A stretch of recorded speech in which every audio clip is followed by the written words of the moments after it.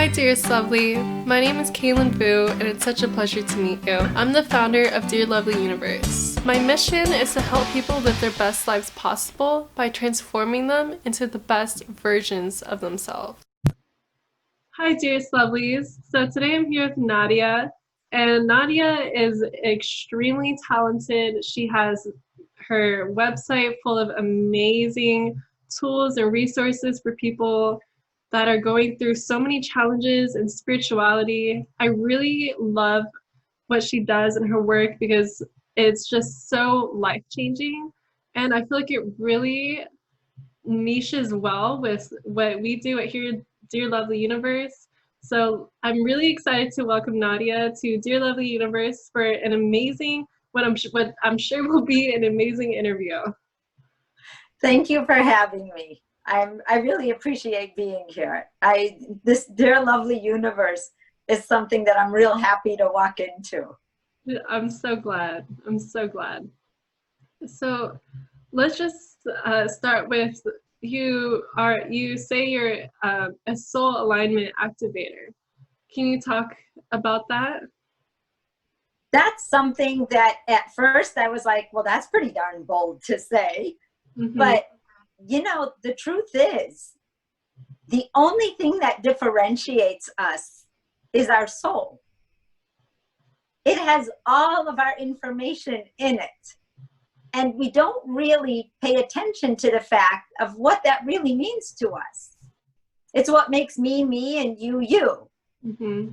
But there's something about my life, something about who I am as a person, that when I work with people, it's like I activate them, you know, and their lives start getting better. It's like a sieve, you know, you put all the contents in your life and it starts shaking, and everything you don't need starts just leaving you. Mm-hmm. And the stuff you need is fewer things, but you are like, wow, I have time to deal with myself. I have time to look at myself. Gosh, I've always known that. And you start seeing your power. Totally. So I activate that in us. Mm-hmm.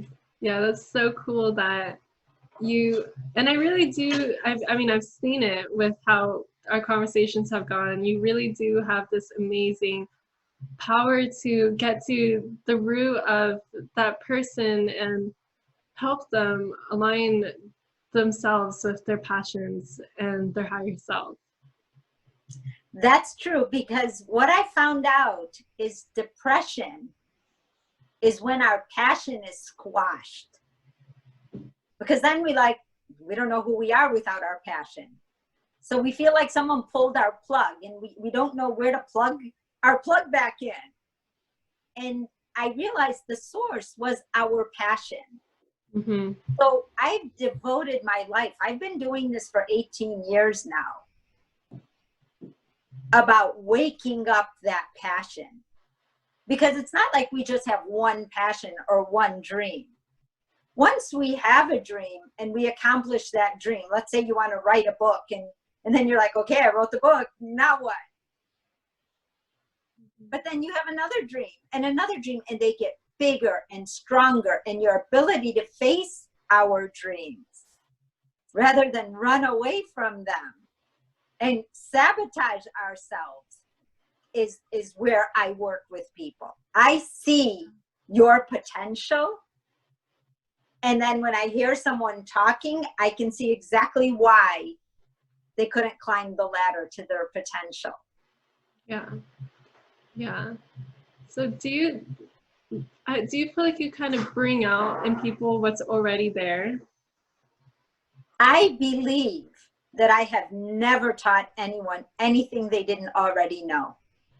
I know that all I've done was remind you of who you are, who you were before anybody ever said the word no to you and made you realize that something wasn't possible. You know, like, well, you can't do that. And you're like, why not? Mm-hmm. And then you started realizing there's a lot of things you can't do, or other people would be upset if you did them. or you wouldn't have support to do it, or, you know, there's a million reasons why we don't do anything. There's only one reason why we do, and that's our passion. Yeah. Yeah. I feel like in our modern day societies, just as a collective in general, less people are going after their passions. And I just think that the world would be such a more, maybe not more beautiful, but more, maybe more coherent if people actually did follow their passions. Because I heard someone say, God or whatever you guys believe in wouldn't give you this dream if you weren't capable of achieving it. That's true. We are capable of way more than we do. When we get used to not paying attention to what really makes us happy, and we kind of, in a weird way, we dumb ourselves down to be able to accepting that we are not going to chase our strength, because our passion is where we are strongest. If we like working with people, there's a million jobs around that. If we like gardening, there's a million jobs around that. If we like writing, but we have to create. If something doesn't exist, we can create it. How many times have we looked at someone and said, oh, not only did they think of it, but they did it. They did it. And then we all want to know how, because now we want to do it. But by now in our history, at this point in our history, you could find out how to do anything. And you have to start. Definitely. Definitely. I think that when people see that the achievements and success that other people are able to create for themselves, they get really inspired. And then some people start to think, oh, maybe they're just lucky, or that's just too hard for me, or this thing is just too saturated. And what I think is everybody is made for more. Just because one person is doing amazing at what they do doesn't dim your light. Honestly, I think focusing on other people's success only hinders your success because you're focusing on other people, not yourself. I think just focusing on success hurts us. Focusing on doing what we love is our success. But if we can only think about what it's going to do once we're done, the trail to get there is going to be nothing but bothersome for us. It's going to bother us. It's going to be like, oh, I have to do that to get there. Oh, I have to do that to get there. Not worth it. But success is understanding that you love or you cannot help doing what you want to do. Even if you put it off, it gnaws at you. And the best example I could give of that, when my book was getting published, my second book, I had to write the intro that morning. And that morning, I happened to wake up to negative $400 in the bank, if you could imagine. And I had to sit there and think to myself, okay, I'm always the one to pull out the best of every moment.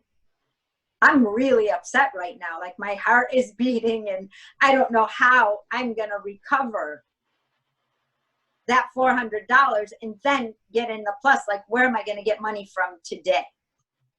At the time I was married. My husband had leukemia. I had 6 kids, 4 that were his and 2 that were mine. And I was running out of food in the cupboard. And I honestly did not know how. But then I started writing, which I love to do. So I started the intro with, I'm writing this introduction and I am negative $400 in the bank. As I was writing, I go, man, this is really going to make the story better. The story just gets better and better. Because I could have woken up and said, I can't write the intro today. I got to run out and do this and do that. But I trusted. I told myself that, you know what, by 5 o'clock tonight, I'll have this solved. And I just started writing. And by 5 o'clock that night, I did have it solved. Mm-hmm. We have to know that the capability we have, no one can give us. And until we're in a situation like that, you don't know what you're willing to do what you love to do. Yeah. Yeah. That's so great that you trusted in yourself and you knew that the problem would resolve itself and went ahead and did it anyway. And that's what winners do. Not just winners, but the people who believe in themselves and know that this is their calling and have faith in the universe and whatever force that they believe in. So the calling part, knowing what your calling is. Mm-hmm. Your calling is that you're here. Yeah. And while you are here, geez, what do you want to do? I know it sounds funny and I'm simplifying it, but no, really, I'm not. What do I want to do while I'm here? Hey, I get to be each age for 1 year. I get to be 15 for 1 year. I get to be 17 for 1 year. How do I want to represent that year? Exactly. What do I want to say about 19 when I'm 29? Do I want to say, oh, back then I just sat around and, you know, or I'll be like, man, 19 was a great year. But if you could think ahead like that, you're giving yourself a fighting chance today. Definitely. It's so true. And I think one of the things that I often think about is I try to really live in the moment, because if we don't live in the, I think in my experience, living in the moment just makes me feel so much more liberated in my life. I feel much more grateful, and I see the way that I treat people around me, I feel like improves, because I acknowledge their existence, I acknowledge what they're doing, I acknowledge myself for how much, I think hard isn't the best word, but how much I do for myself and for my you know, my dreams, or just stuff like that in general. I think living in the moment and you know, having a sight on what it is that you want to do. And going back to what you're saying about, you know, we're on Earth, and what do we want to do here? I think that is such an important question. I think just in general, people, once they get to a certain age, they start thinking, what job do I want to do? And they think about, oh, this job brings in a lot of money. This job seems like a pretty stable career. But they don't actually ask themselves, what do I want to do? Like, what really fuels my heart? And I think that is something we should all be asking ourselves. We should be asking from day one. I remember my daughter when she was 4. And she'd go to these birthday parties. And every time she'd go to a birthday party, there was a clown. And see, she associated clowns with people that were happy. Mm-hmm. So she comes to me and she's like, Mom, I want to be a clown one day. And at the time I go, you want to be a clown? And she's like, yeah. And I'm thinking, a clown? I go, no, you want to be a dentist. Because my friends that were dentists worked 3 days a week, had 4 days off, and loved their lives. And so she's like, I don't want to be a dentist. It's like, what's a dentist? And I'm like, you know, when you go get your teeth. And she's like, I don't want to do that. And then as I grew with my kids, I go, she just wants to do something that makes her happy. Mhm. Why do I need to shape that for her? Yeah. Why do I need to tell her what I think is great? Yeah. And so I learned to live and let live just through that experience alone. That I knew that to my daughter, not only her being happy, she wanted to be in a happy environment. That meant a lot to her. Mm-hmm. And she liked to see an end result, meaning everyone left with their party bag, you know? Mm-hmm. So let's fast forward. She's 30 now. And what did she end up doing? She loves chaos. She loves pressure to get something done. And then she loves to see an end product. Everyone leaves happy with a party bag, right? Just through following her trail of what she loved all along in life, every single day in the moment, not waiting for next month to be happy, not waiting till you make money to be happy, not waiting till you get whatever it is to be happy. She was happy today. Mm-hmm. She ended up in the weirdest way. She was a psych major in school. She ended up taking an internship in commercials, making commercials. And she's like, Mom, all those actors and actresses from, you know, when I was a kid on the Disney Channel are coming to me for a job. And I'm like, wow, what was that? And she ended up loving the creativity of it. She likes being behind the scenes. So what did that translate into? She translated to being in post-production on movies. And she gets the end product, which is the show. Mm-hmm. That's her party bag. It's the same formula she lived in at 4, but now as an adult, what did that ended up looking like? And she loves it.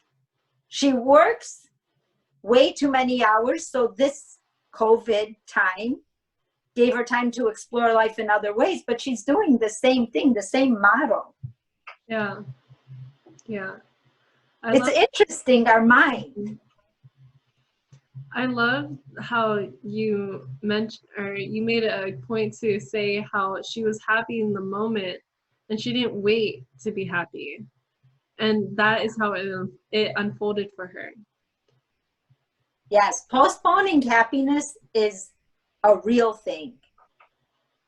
Postponing happiness, waiting until, and you know, we have not been taught to our best advantage. We're taught to look at your past and look at everything that was wrong instead of what was right. And you're going to fix it in your future. So then we live our lives on our way from the past to the future. And every day is just like this stepping stone instead of the day it should be, right? Mm-hmm. But how do we get out of that? How do I, if I'm living in my gonna be great future, do I understand that today? So I always say, what you've done today is your future. What I'm doing right now is my future. If I put things off today, I'm probably going to put things off tomorrow, right? Mm-hmm. If I wait to get dressed up and I stay in my sweats all the time, if I get dressed up, that's going to feel like I'm wearing a costume. It's not going to even feel normal to me. So then I'm going to want to keep going back to the sweats. It's an interesting thing, but whatever you think you want, start doing it today.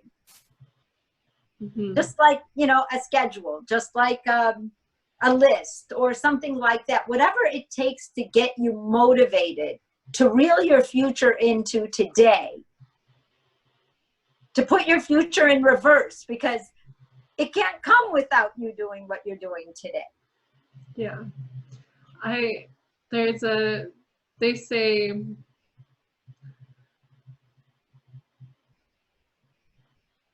you have to change yourself to you have to grow into the person that will create. How do we frame this? Like back in the day, let's just say when I was 16, 17, and I was waking up late, smoking weed, and then going to school, and then coming home, smoking more weed, not doing my homework. That was not getting me A's. Nowadays, I wake up early, I go to work, I come back, I work on my business, and then for hours, I work out and go to sleep. That action, that involvement of the person who I became is what led me to the more success that I've been receiving. It's as a mom, and I'm listening to you, I'm like so proud of you. And I love people in the younger years. I love working with them. I love being around them, because we can influence each other, because you're still taking in, hey, you know what, how do I want to live? And you know, when somebody is just there and gives you an idea, and I may give you 50 and you take one, what happens to our brain is the sense of completion. So like, if you said you want to wake up early, that's all you said is, I want to wake up early, and then you wake up early the next day, your brain goes, oh wow, this person can listen to themselves, let me give them something else to do. And so now you're thinking, oh, and I did want to clean that drawer, but I don't have time. But you know what, I can make time, it's only going to take 10 minutes. And then you clean the drawer. What happens to your brain is, while you're cleaning that drawer, it starts to organize itself the way you are organizing the drawer. It throws out what you don't need, it brings in what you do need, and then you don't even know why, but once you clean that drawer, you feel so good. You're like, oh my God, why didn't I do that before? I have all this space in there, and I have things I want to put in it that I don't want on top of the dresser. And you just start going. But like my daughter had that same working model of an end result from her current work and whatever it was that she was doing every day in her life, that's what happens to our brains. Our brain every day when we wake up, now it's used to waking up early. Now it's saying, oh, what am I going to do with myself today? You know, and there's an interaction between your heart and your brain, because now your heart's feeling better. Mm-hmm. Because now we're not feeling anxious. And anxiety is like the syndrome of this period of time in our history. It's huge, and it can rob you of your life. Mm-hmm. It is the robber without a gun. It will take your life away from you and keep you in fear, doubt, worry, control, and guilt of yourself. Yeah. And then you wonder why you're spinning. Mm-hmm. Because there's nowhere to go. But once you start listening to yourself, if I could say what is the most single important thing I would do as a child, I would wish someone told me as a young adult, is what I pushed my kids with, was learn to do what you say and say what you do. Definitely. That's amazing advice. Yeah. I think when people do what they say they're going to do, they feel like like I always tell people, treat yourself like you would treat your best friend. And if you don't do that, then you're letting yourself down. And then you just let yourself down over and over and over again. That's not a good feeling. It's basically almost like telling yourself empty promises. And that's no way to treat yourself. Yeah. Yeah. If you don't trust yourself, who can trust you? Mm-hmm. Exactly. Because then we get really mad when someone else says, well, you never say what you're going to do. We get mad at them. Mm-hmm. Instead of saying, oh my God, that's actually true. Like, yeah, wow, I really do that. But that's self-accounting. Yeah, I think self-discipline and taking ownership of your actions are just life-changing. I think those are like the two pillars that I think really can help transform someone. I think for me personally, it started with the idea of wanting to it really started with my decision to not live in pain anymore. Then I'm like, okay, how am I gonna do that? I started like going to the beach. Once I started having more free time, I was like, okay, so what do I really actually want to do? I started realizing, okay, I should have a blog and a podcast. Once I started having a blog and a podcast, I started getting more discipline, like sleeping and stuff like that. Eventually, I was like eating a little better, and then I'm like, I should go to the gym. Like I'm eating good. Like why don't I like really do the works? So it just like it's like a waterfall effect. But once you start somewhere, it grows. It does grow, and it's like it feeds, just like it's like positive makes more positive, and negative will make more negative. So you got to like ask yourself questions. I teach a class on self-love because I found out that if you don't love you, you're not going to love anybody else. You're going to be the one picking on everyone else. But really, it's because you're picking on yourself, right? It's never about the other people. People are going to come and go. It's you who's everywhere with you. So you got to learn to live with you. And how do you, again, want to live? If we can answer questions to ourselves, we don't need anyone else's validation to tell us we're on the right track. We always do that when we don't know who we are well enough that when someone else tells us what to do, we listen. But they don't know everything about us. Yeah, and not only that, but a lot of people will only tell you things based off their experience. So it can range so much between different people. So that's why self-awareness is really crucial when it comes to these kinds of things. It is critical because the only person who has been with you since you've been born is you.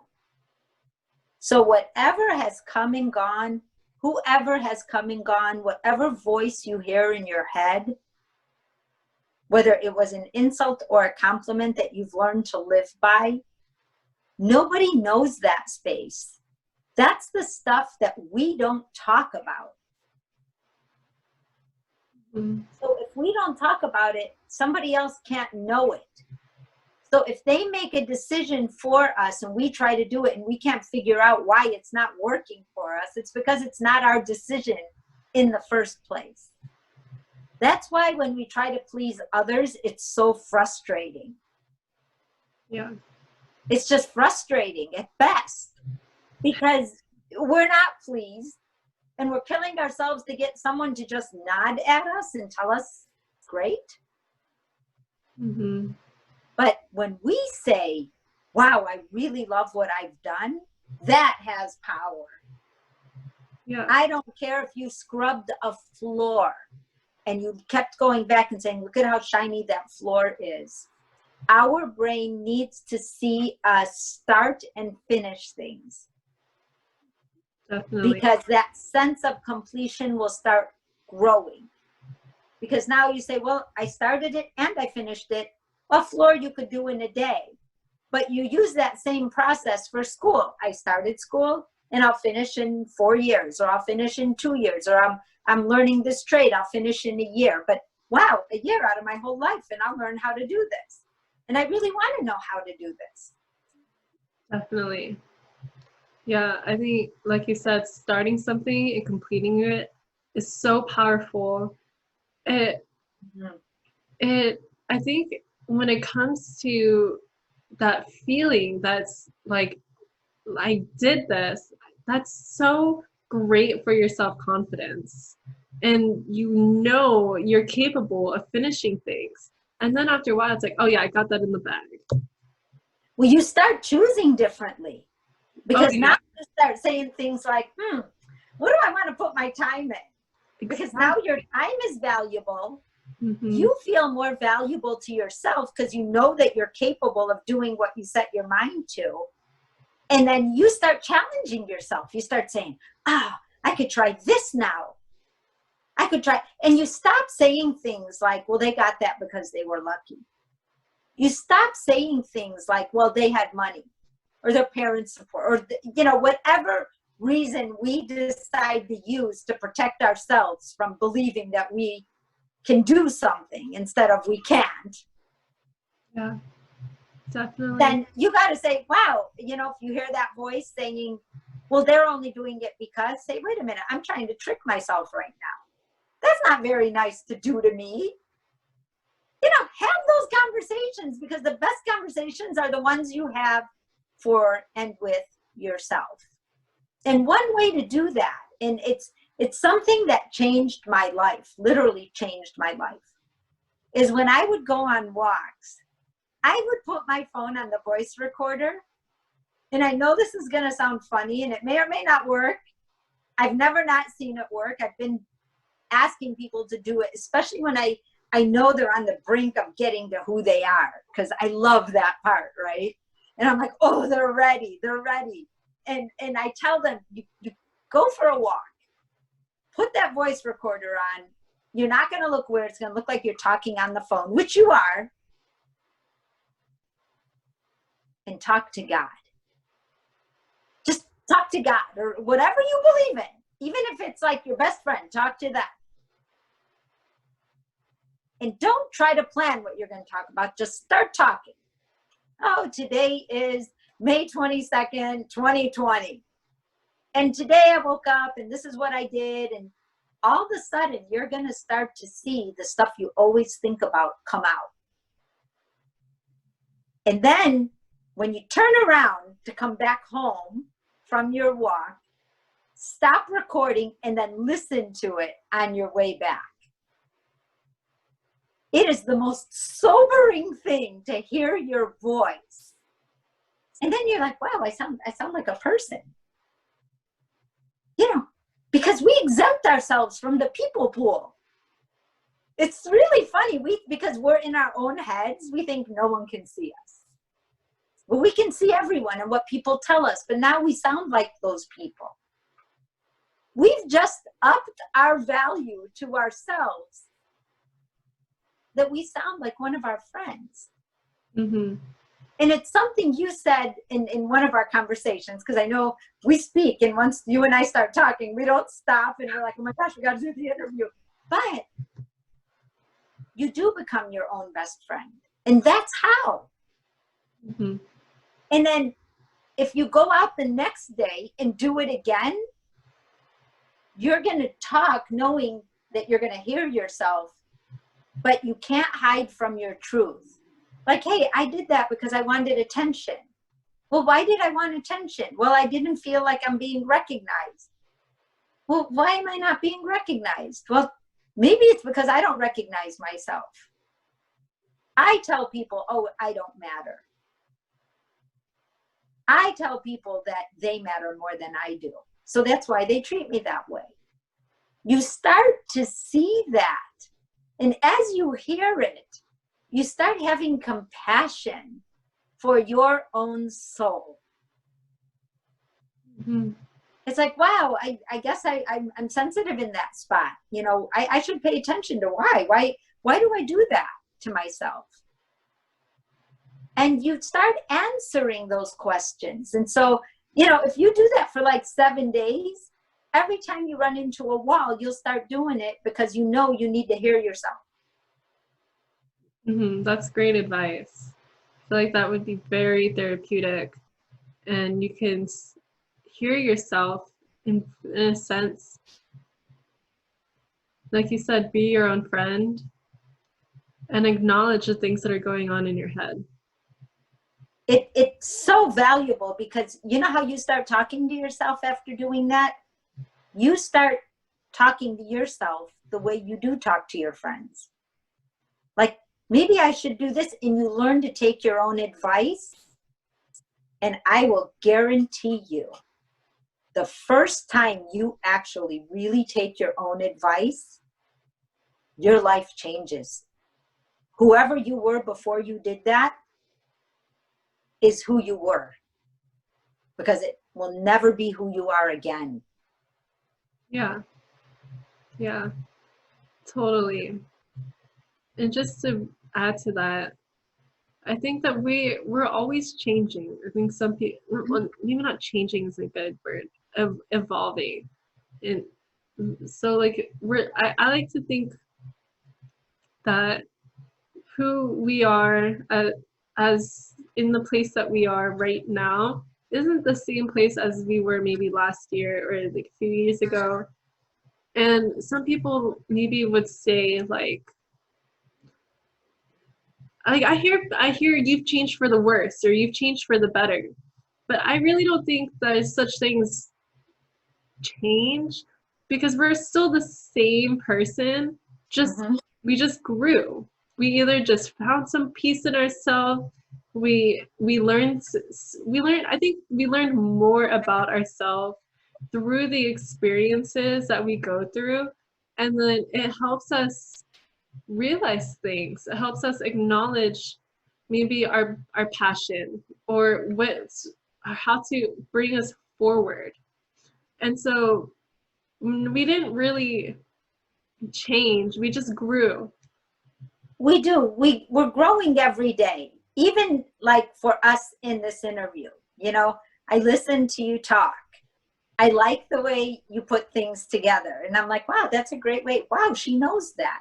Oh, that's great that she thinks, you know, these things are the things that are going through my mind, right? So I'm going to get off this interview and I'm going to feel like that was great, that I feel more happy, I feel better about our world, that younger people are thinking these things like, wow, how did she figure that out? I didn't figure that out till I was 40, you know, stuff like that. And then I leave having greater faith in younger people.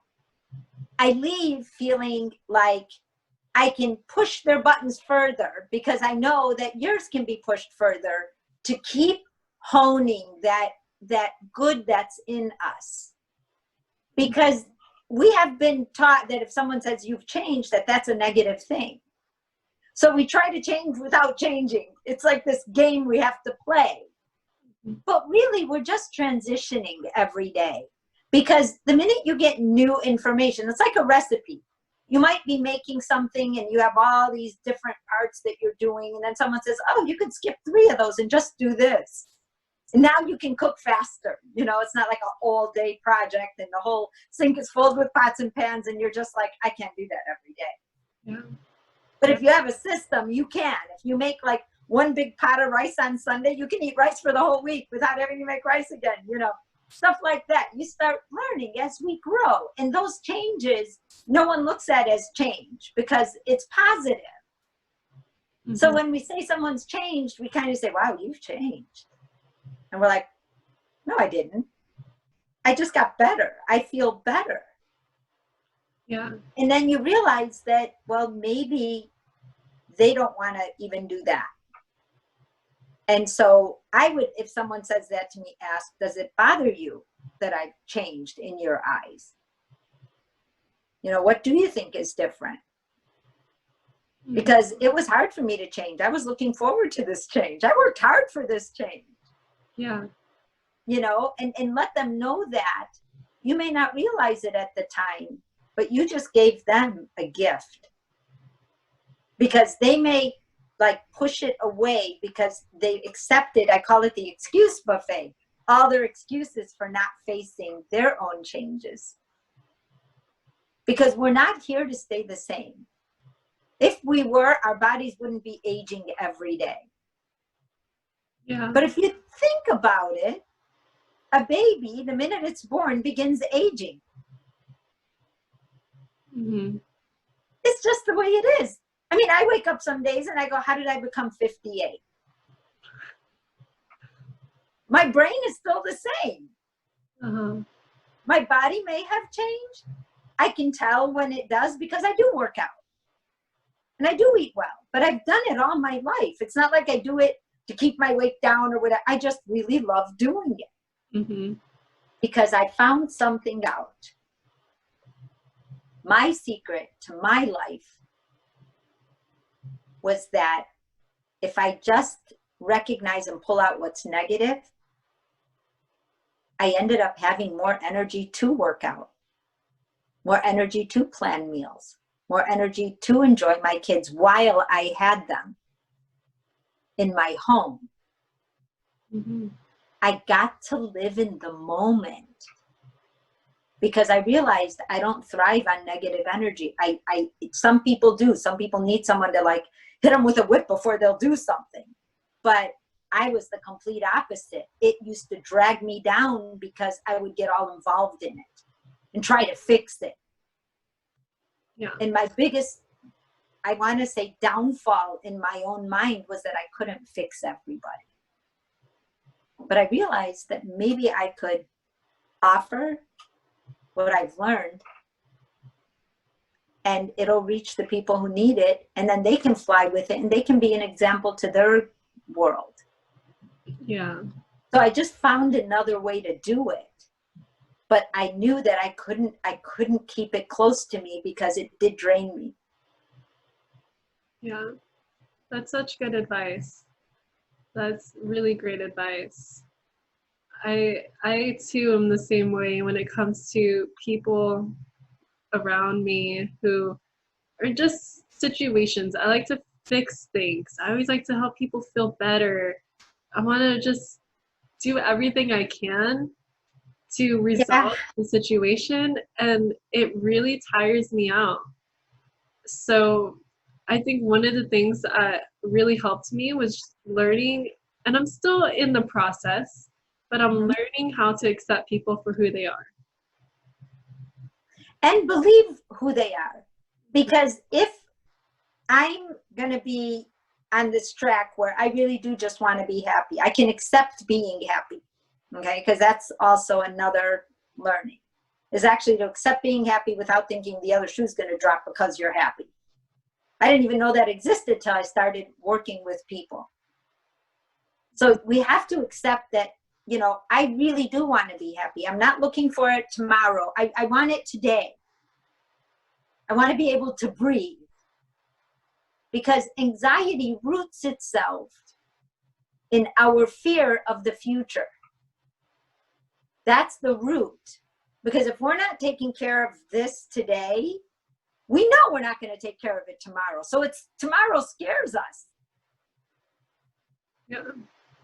But the minute we start taking care of today, we don't need anxiety to do that for us anymore. So now we've just marginalized anxiety in a weird way. Mm-hmm. Because being in the moment isn't just a saying, and it is not easy to do. I had to really learn how to be in the moment, not by, okay, I'm in the moment now, I get it, everybody's here, I'm here. I can't do it like that.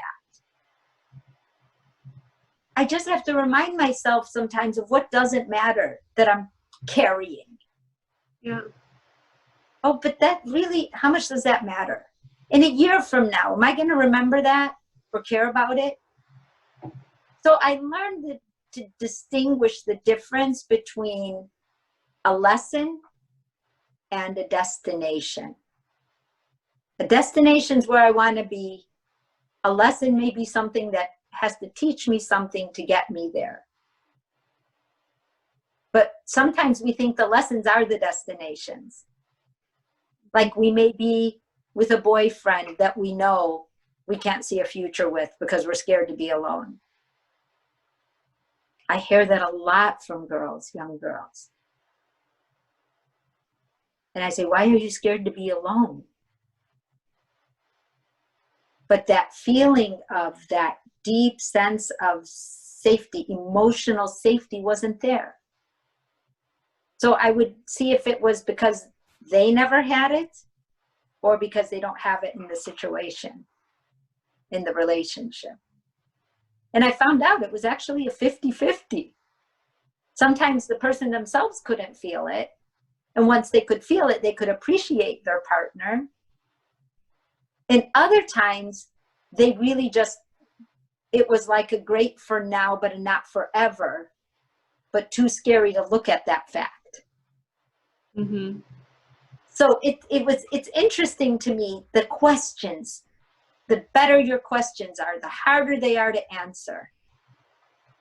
We shouldn't be scared to ask or answer them. Exactly. it's so wise to confront the big things. Then you will understand yourself. And really, I think it's such a liberating feeling to get to the root of things that are causing maybe havoc or distress in your life, or even just thoughts that play on your head over and over and over again, because then they just get louder. So it's really good to ask yourself these questions. And I love what you said about, is this going to matter in 1 year or 5 years, or lessons in the destination? I mean, just for example, there was one time in high school, things were just so challenging at the time. I mean, it would be challenging for anyone, but going through those times of like bullying and family problems and just the stir fry of challenges, I really just didn't want to live anymore. And so coming, to me, that was the destination. And I just felt hopeless. And now I look back and I'm like, that was the lesson. That was the lesson. But in the moment, it felt like a destination. So it is so important to realize there may be really challenging, bumpy roads or blocks in the roads, but ultimately it's for your highest good. And I like to believe that there is a purpose in the things that we go through. Oh, always.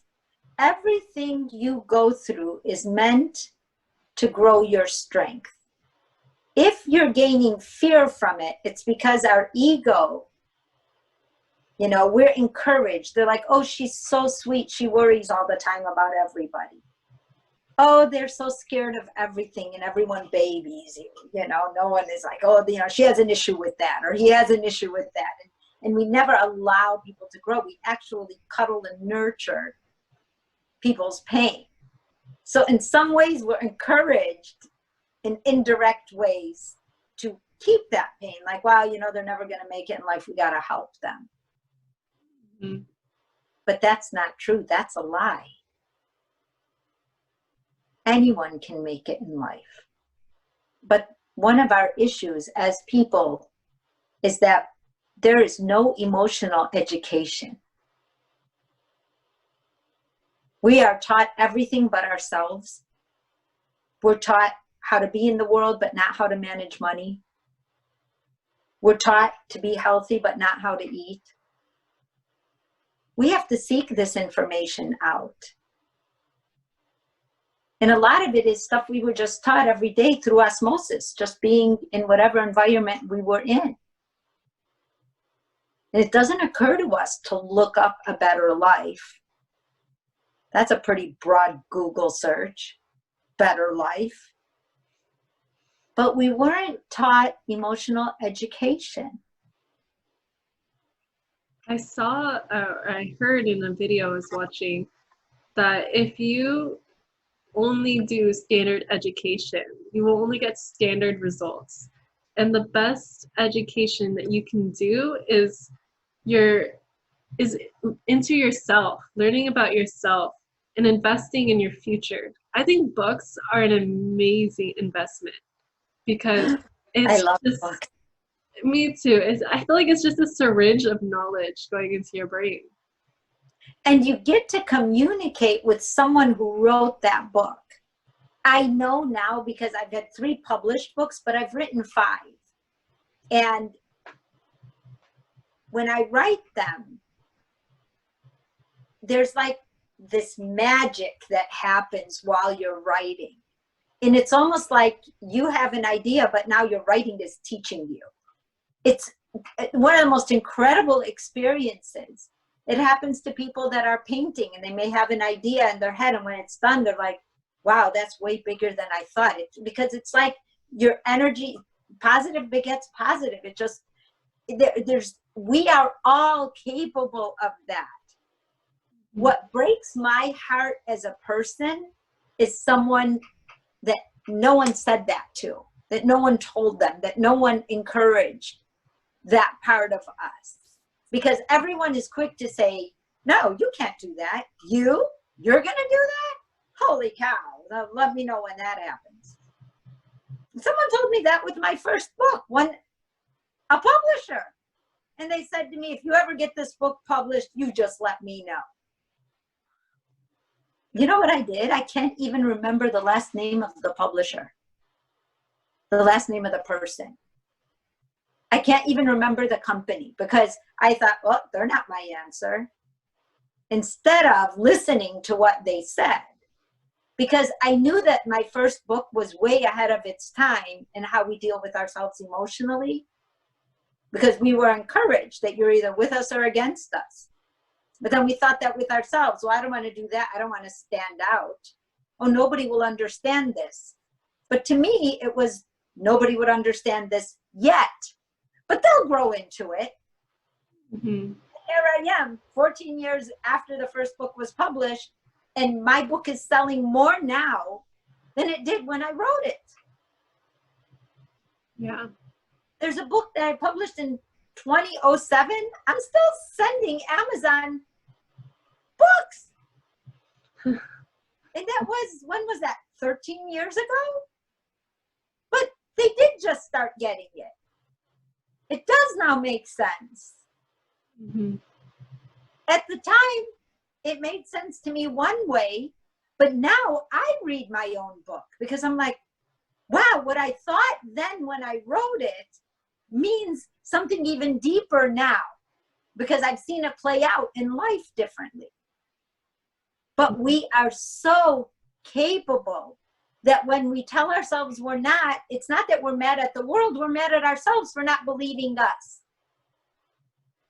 Mm-hmm. That's the part, that's the, what I always call it the trick, double trick, you know?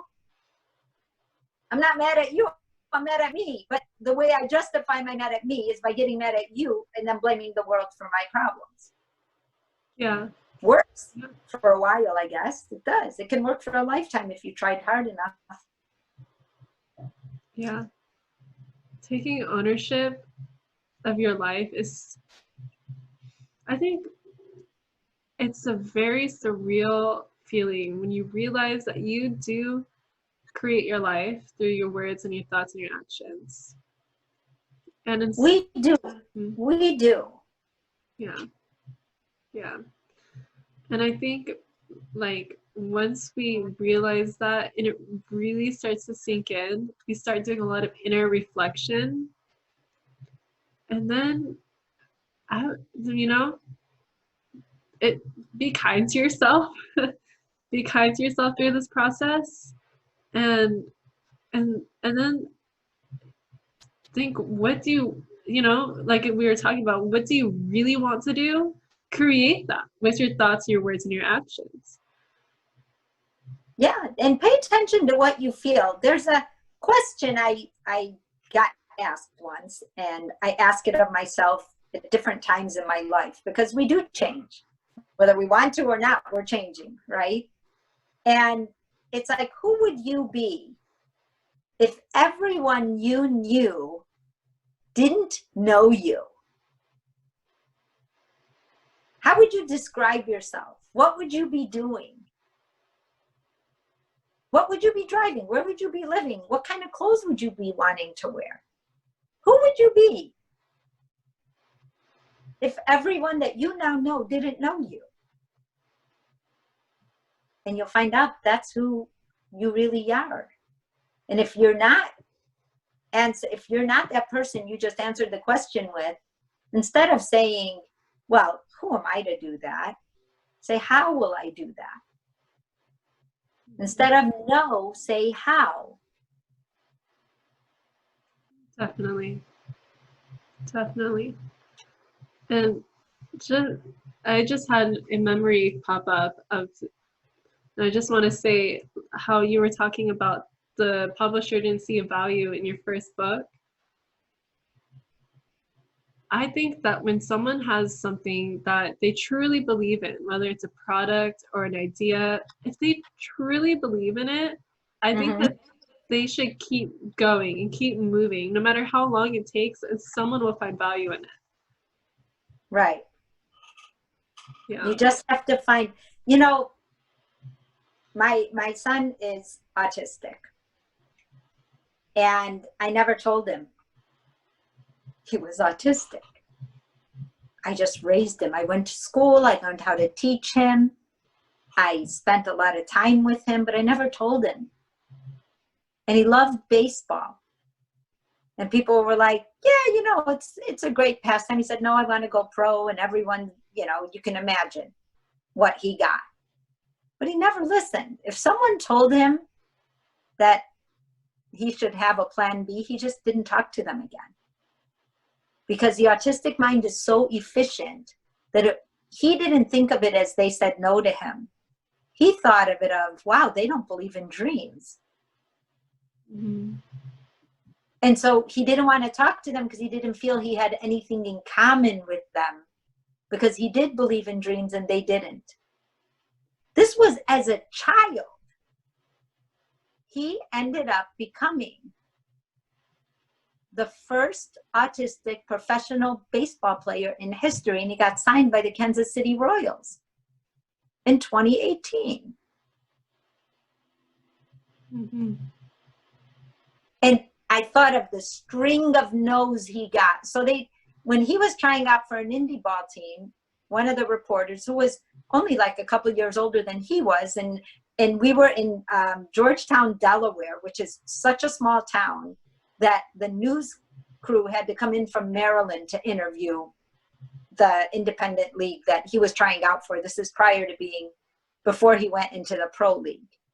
And what happened was, the guy asked him, you know, what kept you going with everyone saying no all the time? And until he did that interview, I mean, I never thought to ask him the question because I watched him all my life. But he said something I never forgot, and I think of it almost every day in my life.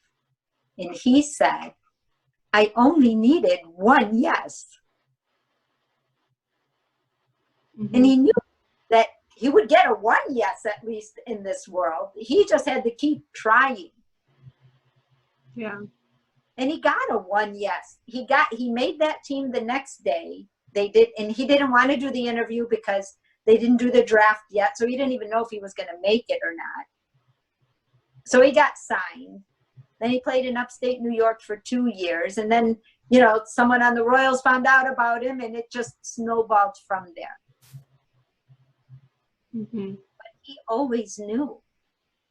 So whenever someone tried to attack what he knew, or devalue what he knew, or make him feel like what he knew wasn't worth knowing, he just thought they didn't believe in dreams, as opposed to thinking, oh, I don't like them or I like them. He didn't have that judgment. He just had the objectivity of not wanting to be around people who couldn't see that, because he needed that to be able to do what he wanted to do. This is very interesting. Mm-hmm. Yeah. I think knowing what you want to do is so powerful. So powerful. I mean, metaphysically and also physically. Mm-hmm. We walk different.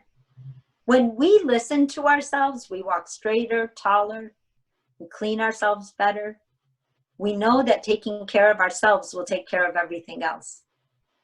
Yeah. We're nicer, we're kind, we offer ourselves to help because we know that we've helped ourselves. We completely, everything changes about us. And it doesn't happen in a switch. It's not one day. It evolves and it looks different every single day. And your life really does stay interesting. Yeah. It really does, because you start meeting people because you recognize who they are because you've recognized who you were. And you may start outgrowing maybe your job, or you may start outgrowing certain things because you're just evolving. I mean, that's what we're here to do. Definitely. Definitely. My boyfriend has been in his career for over 15 years, and now he's starting a side hustle, and he tells me he loves his job, but he really wants the financial freedom of his side hustle, and he's like conflicted. And it's just, like he's starting to feel and understand his heart, what feels good to him. And so even though he's been at his career for 15 years, he understands that this isn't a forever thing anymore. Even if he intended it to be at the beginning, he grew. He just outgrew it. It's like we don't stay in kindergarten forever. Once they teach us kindergarten, we're excited to go to first grade. And then we're excited to be with the 8th graders and we graduate. And then we start high school and then we're like, oh, look at the seniors. Look at how confident they are. I want to be them. And I'm like, but guaranteed you will be them. Just give yourself a few years. Yeah. Then you get there. And then you get out of high school and you can decide what to do. So it's always mapped out for us to grow. So then once we get out and we do something for 15 years, let's say like your boyfriend is, how is he not going to grow? We've been growing. What do? Just turn off the grow switch? Yeah. We can't. And so it's natural. But again, we're looked at as, well, why did you change? You had stability. You had insurance. You had this. You had that, and people start talking to you like that. And some people get scared back into where they were. And other people say, but I can do better than that, and I can buy my own insurance. And I'll money's just a tool. All I have to do is figure out how I can make it and enjoy my life. Yeah. More. Because that's the balance, right? That's what we're doing all our lives. But if we treat it as scary, it's going to be scary. If we treat it as possible, it's going to be possible. If you can see it, again, if you can see, what will you be wearing? What will you be driving? Where will you be living? How will you be talking? How would you treat your kids? If you can see that, you take the time to actually see that person. Now you know where you're going. Mm-hmm. It's not a magic trick. Totally. And the mind, like you said, works in such fascinating ways. Oh, our brains fascinate me. I could sit and in a public place. I know now with COVID, that hasn't been I haven't been able to do it because nobody's out. But I love sitting outside and watching people. And if I had a whole day, I can talk to each person and change their lives in that day just by waking a certain part of them up. Because just by watching someone walk, I know what they're thinking. I can't help it. It's a gift. I wish I knew how I do it, but I do it. And by now, at this point in my life, when I have someone come back to me years later and go, what made you say that? And I'm like, you made me say that. Mm-hmm. It was what you told me. It was how you were walking. It was how you were talking. I don't say that exact way to everybody, but now I've seen some commonalities to where I videotaped classes and teaching self-love. I did one for parents because your relationship with your kids, can change both of your lives. It can heal your childhood and it can also bring out the best in them. Mm-hmm. But how does that look? What do you do? How does that family look? And I did a whole 8-part series. I spent a year filming those things because I thought, oh my God, if I die, this guy's with me. That's not fair. Mm-hmm. Yeah, definitely. But no one should die if the gift's inside of them. No, we leave those behind and we go on. Yeah. But, we only need them when we're here in this way. Yeah. Yeah. I think if we do that, then death is a very scary thing for so many people. And I acknowledge that. I really do. I just don't think that it's something that we really should be afraid of. Because like we've been saying, we grow. We're constantly growing. And I think death is just another cycle as is being born. And if we get out all of our truths and we follow our passion, then we're not leaving anything on the table, then what is there to be afraid of? That's if you get my books or you find out more about me, there's things and reasons why I do what I do. And because of that, I don't fear death. And because I don't fear death, I'm allowed to live, right? Because the biggest fear is dying. You know, oh, I'll starve to death if I do that job. Oh, I'll never get this. Oh, you know, we like, and that whole tape just takes us down. And it can do it like that. You know, I mean, you could be in the best mood and then you think why you didn't do something, and you could be like, oh yeah, well, that's just me. No, that's not just you.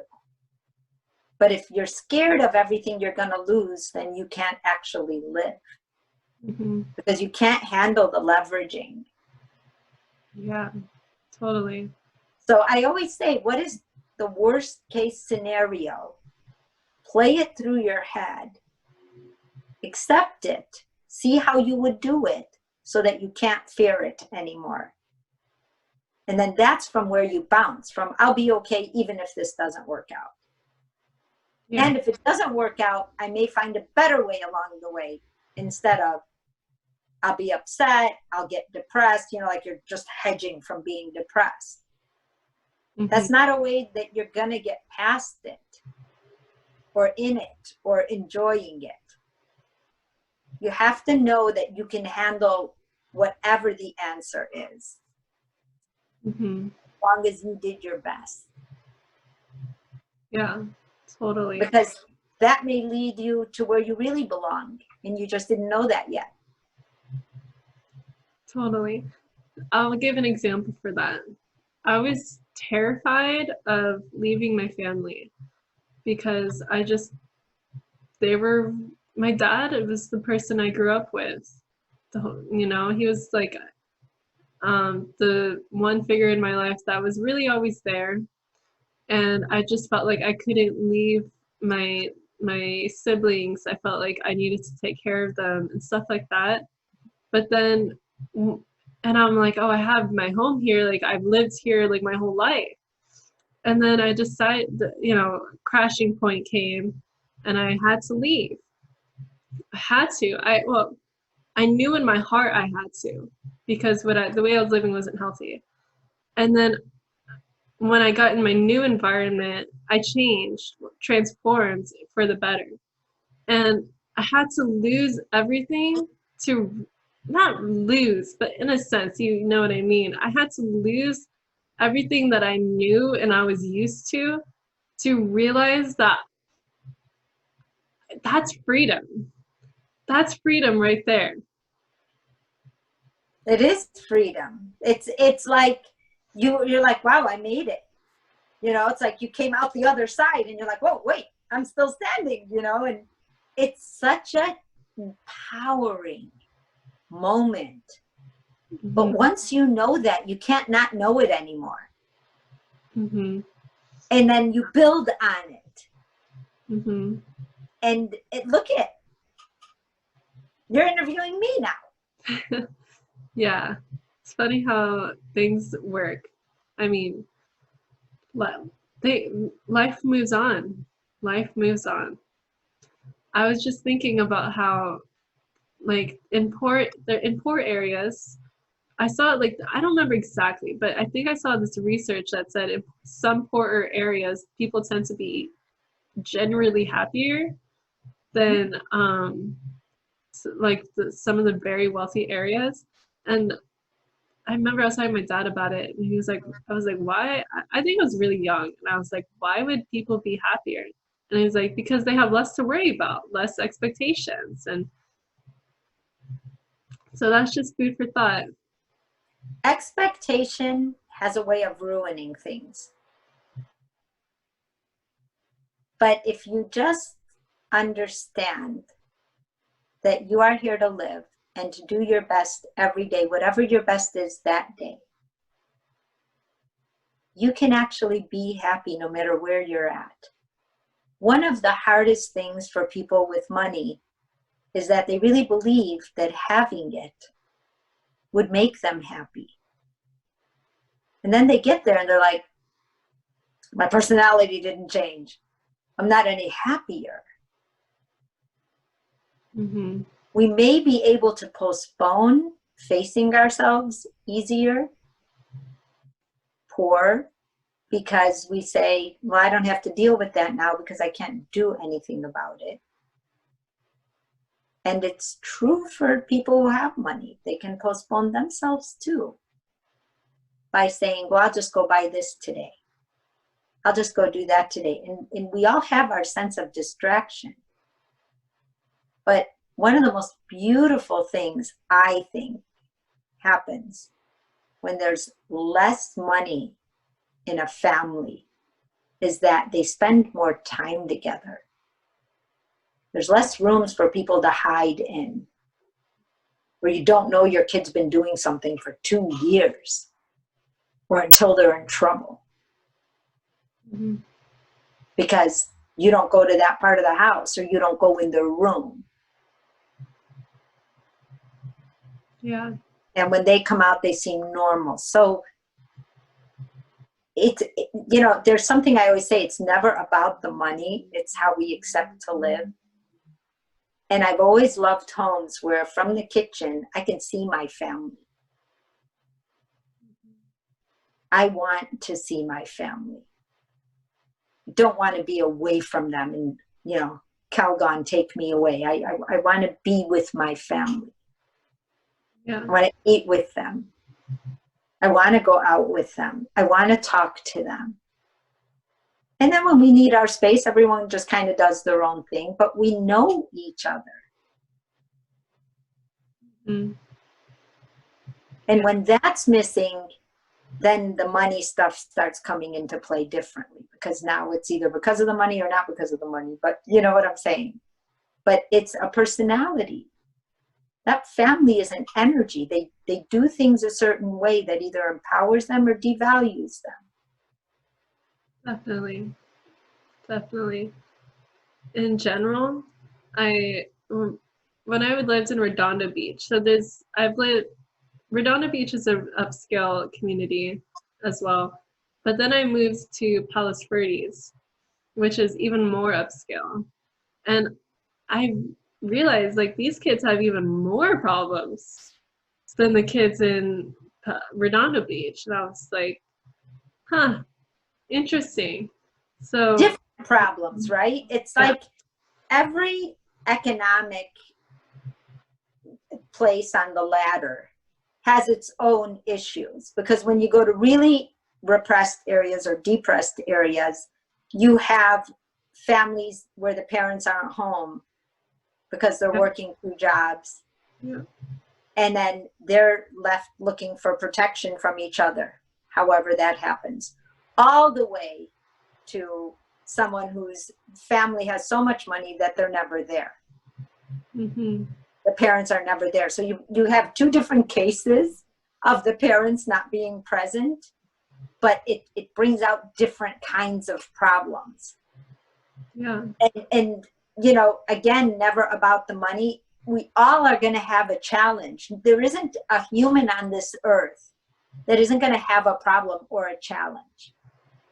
We would be lying to say that's the case. Mm-hmm. But it's how we deal with those issues that differentiates us. Because we have choices. Yeah. And once we make a choice, now our brain starts helping us create that choice. Mm-hmm. Yeah. Yeah, when we make a choice, we have to figure out what actions we're going to take to fulfill that choice. And that's why I think making choices are a great way to start something, to go in a new direction. Yeah. Even if it's just following the schedule and you never did before. Just see what that feels like. You may like it.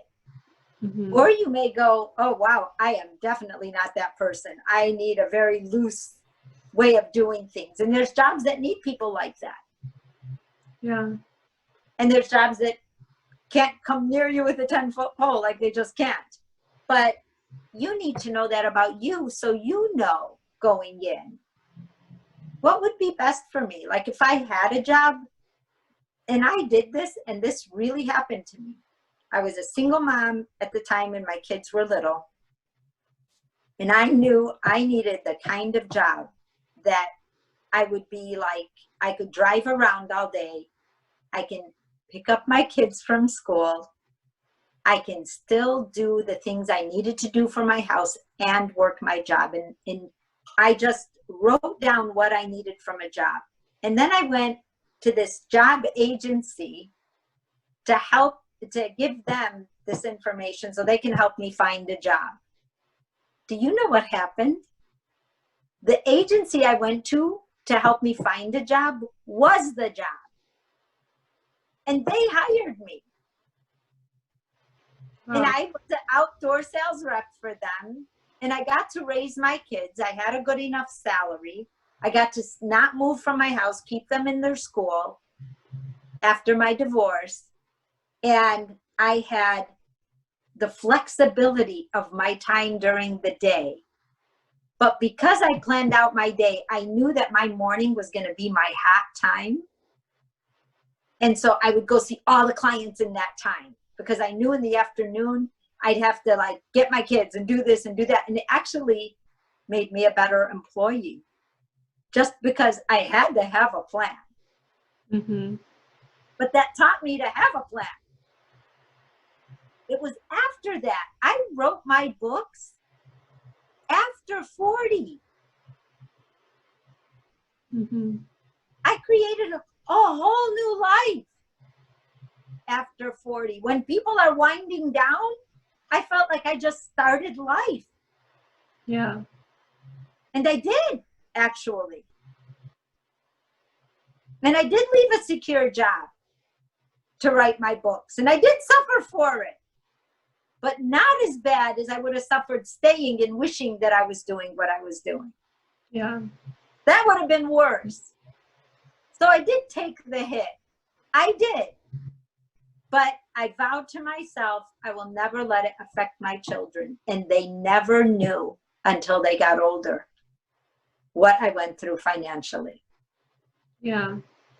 Yeah. It's To get never us too late. to where we're at. Definitely.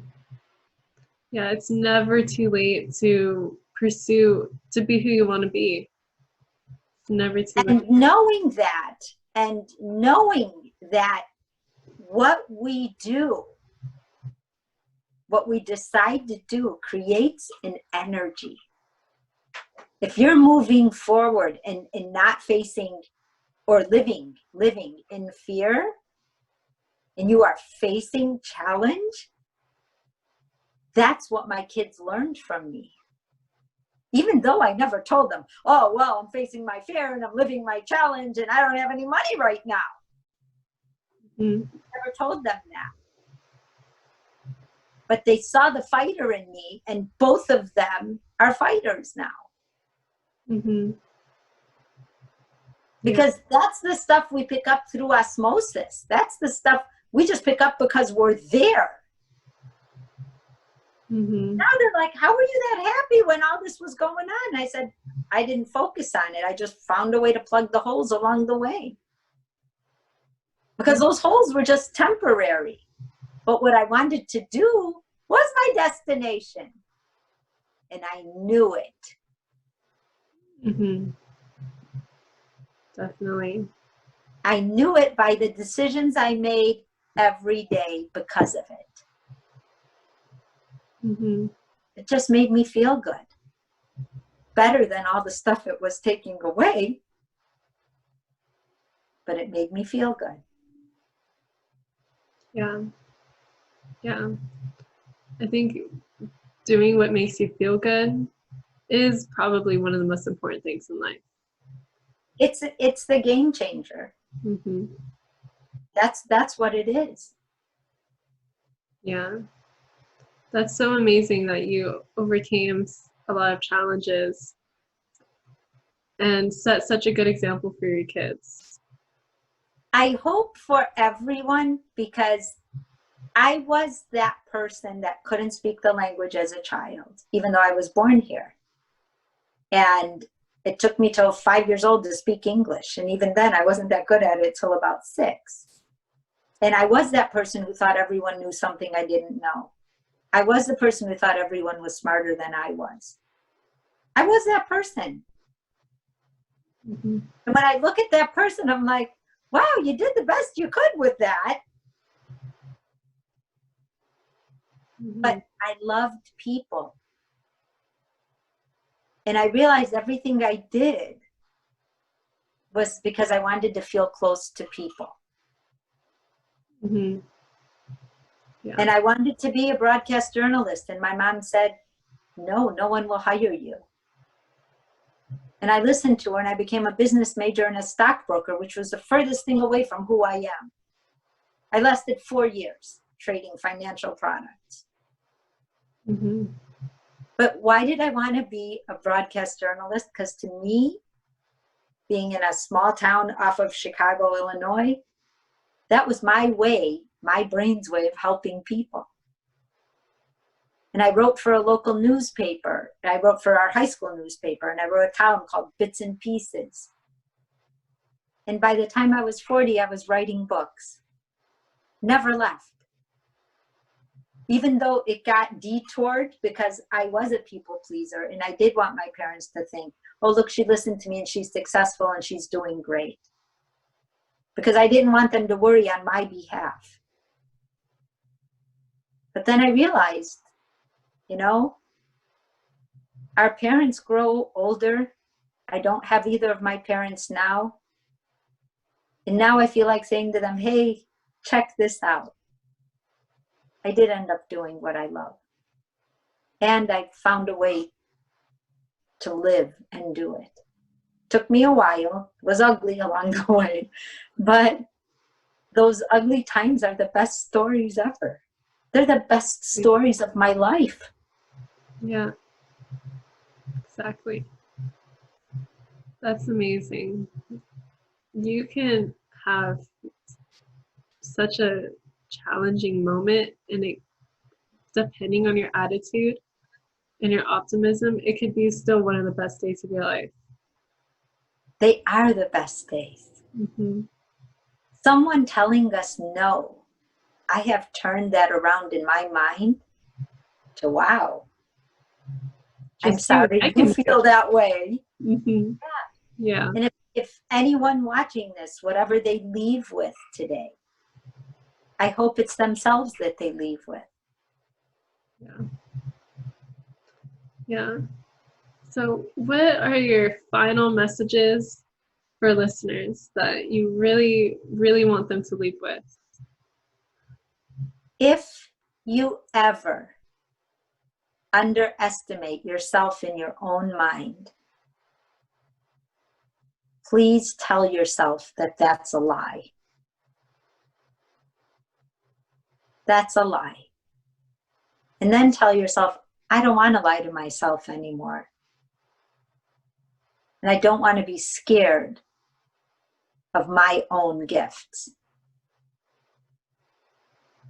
Yeah.